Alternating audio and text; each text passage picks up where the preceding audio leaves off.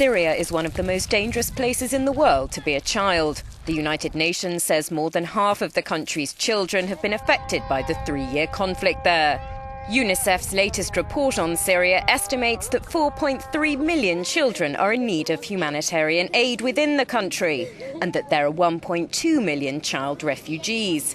12-year-old Ali, who lives in a camp in Jordan, says he envies other boys his age who have a normal childhood. We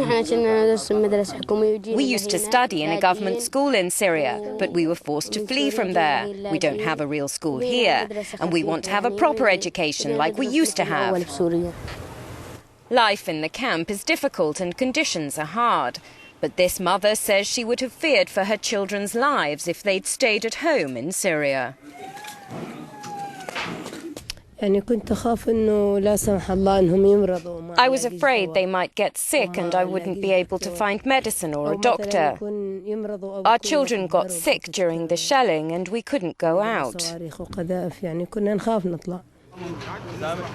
According to UN figures, at least 10,000 children have been killed during Syria's civil war. An estimated 40% of the country's children aren't attending school. And boys as young as 12 are reportedly being recruited to fight. UNICEF is warning of a lost generation.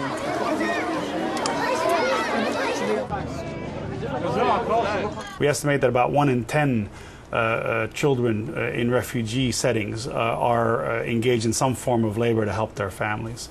We also know that the instances of early marriage, which was an issue that existed in Syria before, are on the rise. So in so many different ways, including fundamentally the psychological impact of this violence and this conflict on children, is leading to have them grow up much faster than they should, which is why we're really emphasizing the importance of a focus on education. UNICEF says, however, that it's only been able to raise 8% of the funding it needs to fulfill its plans to address the Syria crisis. Diplomatic efforts to find a peaceful solution to the conflict have so far failed, as lives continue to be lost and childhoods destroyed.